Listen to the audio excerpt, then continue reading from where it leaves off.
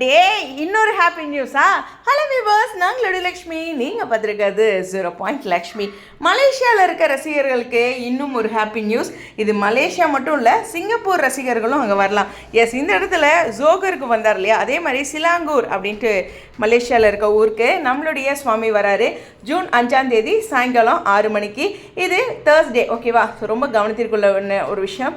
So இந்த இடத்துல 4ஆம் தேதியிலேருந்து 8ஆம் தேதி வரைக்கும் அங்கே இந்த ஃபெஸ்டிவல் போகுது. ஸோ இது என்னென்னா இந்த ஈவெண்ட் பொருட்காட்சி மாதிரி, பட் ஆனால் அந்த ஊரில் வந்து இது பயங்கரமாக வந்து கலர்ஸ் ஆஃப் தமிழ் பண்ணுறாங்க. ஸோ இதில் நிறைய விஷயங்கள் இருக்குது, ஃபுட்டுலேருந்து ட்ரெஸ்ஸிங்லேருந்து எல்லாமே. அது மட்டும் இல்லை, சுவாமி கூட அவங்க அம்மாவுக்கு சாரீ எடுத்தாங்க. அப்போ அவங்க கேட்பாங்க, அந்த ஹோஸ்ட் பண்ணுறவங்க, எப்படி பிரைட்டாக எடுப்பாங்களா அம்மா அப்படிங்கும்போது, சீசனுக்கு தகுந்த மாதிரி. கரெக்டு தானே? ரொம்ப ஸ்மார்ட்டான ஆன்சர்.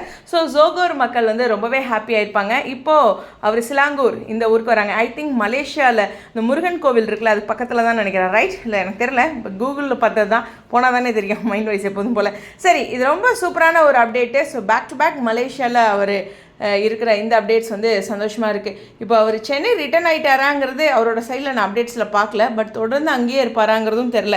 இருந்தாலும் ஷூட்டிங் 1ஆம் தேதி இருக்குது, அதனால் வந்துடுவார். ஸோ இடையில மறுபடியும் மீண்டும் போவார்னு நினைக்கிறேன். பார்ப்போம் என்ன நடக்குதுன்ட்டு அவரோட அப்டேட்ஸ் மூலமாக நம்ம தெரிஞ்சுக்கலாம்.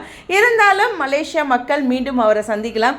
மிஸ் பண்ணவங்க, அன்றைக்கி பிஸியாக இருந்தவங்க, வர முடியாமல் இருந்தவங்கலாம் போய் சந்திக்கலாம். எங்களுக்கு எப்படியோ அங்கேருந்து அப்டேட்ஸ் வரும்போது இன்னும் அவரோட ஒரு கனெக்டட் ஆகிற ஒரு ஃபீல், ரைட்டா?